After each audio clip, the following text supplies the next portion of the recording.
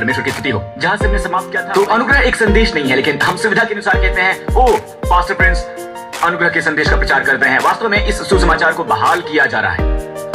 आमीन। और अनुग्रह यीशु मसीह का व्यक्तित्व है। या शायद वो कहेंगे आपके पास्टर अनुग्रह को बहुत बढ़ा चढ़ाकर बताते हैं। क्या आप यीशु को बढ़ा चढ़ाकर बता सकते हैं? क्या हम यीशु को छोटा बता सकते हैं? मेरी बाइबल कहती है कि रोमियो 5:17 अनुग्रह की प्रचुरता से हम जीवन में राज्य करते हैं। ठीक है, तो नरक का स्थान यीशु कहते हैं शैतान के लिए और उसके दूतों के लिए तैयार है। ये मनुष्य के लिए नहीं, ये शैतान के लिए।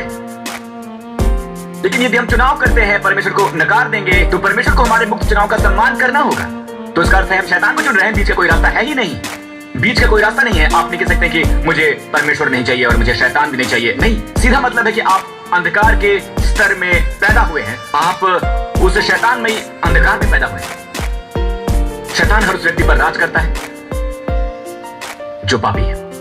यीशु बचाने के लिए आए। अगर आप दूसरी तरफ नहीं है तो फिर वो किसे बचाएं? वास्तव में यही तो शैतान की चाल है। वो आपको सोचने पर मजबूर करता है कि अनुग्रह पाप करने के लिए लाइसेंस, जबकि बाइबल कहती है कि पाप की ताकत व्यवस्था है। 1 कुरिन्थियों 15:56।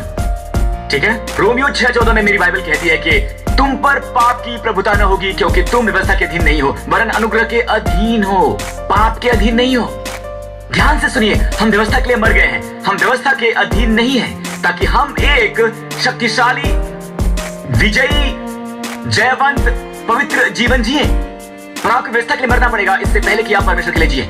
यही एक कमाल की बात है जिसे लोग समझ नहीं पाते हैं। तो जरा इसे समझने की कोशिश कीजिए। ठीक है, वैसे ही मेरे भाइयों, तुम भी मसीह की देह के द्वारा व्यवस्था के लिए मरे हुए बन गए हो कि उसके हो जाओ जो मरे हुए में से जी उठा, ताकि हम परमेश्वर के लिए फल लाएं। अब ये व्यवस्था के द्वारा निर्दोष ठहरने के बारे में प्रश्न नहीं है। कुछ लोग कहते हैं कि पास्टर प्रिंस मैं आपके साथ सहमत हूँ, हम व्यवस्था के द्वारा निर्दोष नहीं ठहरते हैं, लेकिन हमें व्यवस्था को मानना चाहिए जीवन के एक नियम के लिए, पवित्रता के लिए और फल लाने के लिए। नहीं मेरे दोस्तों, फल लाने के लिए भी हमें व्यवस्था के लिए मरना पड़ेगा और यीशु के साथ मेल रखना होगा और केवल यीशु के लिए जीना होगा।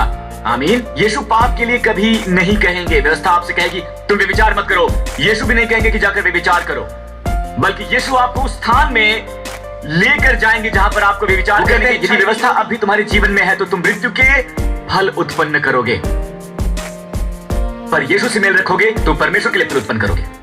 क्या मैं आमीन सुन सकता हूं? ये फल उत्पन्न करने के बारे में, ये मैं आपको बता दूं, ये फल उत्पन्न करने के बारे में है। रोमियो का पहला भाग विश्वास के द्वारा निर्दोष ठहरने के बारे में। मैं आपसे कहता हूं कि पाप और मृत्यु की ये व्यवस्था जो अब बहुत प्रबल है, यही मसीह की देह को बीमार कर रही है और मार रही है, असमय मार रही है। मैं वाकई विश्वास करता हूं। लोग इसलिए नहीं मर रहे हैं क्योंकि मसीह की देह में वो पापी है। मसीह ने पाप की परेशानी से निपट लिया है, वो आत्मग्लानि की वजह से मर रहे हैं। यदि तुम आत्मा के द्वारा चलते हो तो तुम व्यवस्था के अधीन नहीं हो। यदि तुम आत्मा के द्वारा चलाए जाते हो, जुबली वर्ष की एक कुंजी इस वर्ष की, ये आत्मा के साथ बहना है। यदि आप आत्मा के द्वारा चलते हैं तो आप व्यवस्था के अधीन नहीं हैं। मान लीजिए आप सुबह उठें और परमेश्वर आपसे कहें कि मैं चाहता हूं कि इस वक्त तुम अपने बच्चों पर प्रार्थना करो, अपने परिवार और आसपास के लोगों पर। आप कहते नहीं परमेश्वर मैं तो नाश्ता करने के बाद प्रार्थना करूंगा। परमेश्वर आपको प्रार्थना करने के लिए नहीं कहते हैं। ठीक है, परमेश्वर कहेंगे प्रार्थना करो। ठीक है, हम कहेंगे मैं अपनी प्रार्थनाएं करता हूं। प्रार्थना करना एक बात है और प्रार्थनाएं करना दूसरी बात है। आप वो प्रार्थना करते हैं जो परमेश्वर आपके दिल में डालते हैं, ये स्वाभाविक है। और जब आप परमेश्वर के पीछे चलते हैं तो स्वास्थ्य वहां होगा, वहां चंगाई होगी। यीशु ने उस व्यक्ति से कहा अपनी आंखें खोलो, तो वो देखते हुए लौटा। परमेश्वर के पीछे चलकर आप गलती नहीं कर सकते। आमीन। मैं आपको बता दूं कि चर्च इसे कैसे करता है। मुझे बताना कि सच है नहीं, हम इसे शब्दों में नहीं कहते हैं, लेकिन हम ये करते हैं। हम शरीर की इच्छा को पूरा न करने की कोशिश करते हैं। जब ये आता है हम इसे दबाते हैं, कहते हैं ये गलत है। वो फिर आता है, हम फिर दबाते हैं। वो फिर से आता है, फिर हम दबाते हैं। हम इसे दबाने की कोशिश करते हैं। ठीक है, हम शरीर की अभिलाषा को पूरा न करने की कोशिश करते हैं ताकि हम आत्मा में चल सकें। ठीक है, हमारे पास संपूर्ण सामग्री है। ये क्या कहता है? आत्मा में चलो, आत्मा के द्वारा चलाए जाओ और तुम शरीर की अभिलाषाएं पूरी नहीं करोगे। आप इस बारे में सोचते भी नहीं। आत्मा में चलिए और परमेश्वर से कहिए। ठीक है, आज या कल परमेश्वर मुझे सिखाइए कि आत्मा में कैसे चलते हैं, आपकी आत्मा के साथ कैसे बहना है। और आत्मा कभी आपको वचन की विपरीत नहीं बताएंगे, आपसे कभी नहीं कहेंगे कि दूसरे को धोखा दो। इस स्थिति में आप धोखा दे सकते हैं या इस स्थिति में आप व्यभिचार कर सकते हैं। नहीं, कभी नहीं। असल में वो आपको अनुग्रह देंगे कि आप ऐसा ना करें, आपको कुछ बेहतर देंगे। आमीन। आप अपने विवाह के बारे में खुश नहीं है, परमेश्वर से बात करो। किसी के बारे में खुश नहीं है, उनसे बात करो। आप किसी से नाराज हैं, परमेश्वर से बात करो। परमेश्वर से आप ये भी कह सकते हैं कि आप उनसे नाराज हैं, और उनसे कहिए, यीशु से बात कीजिए, वो आपकी चिंता करते हैं।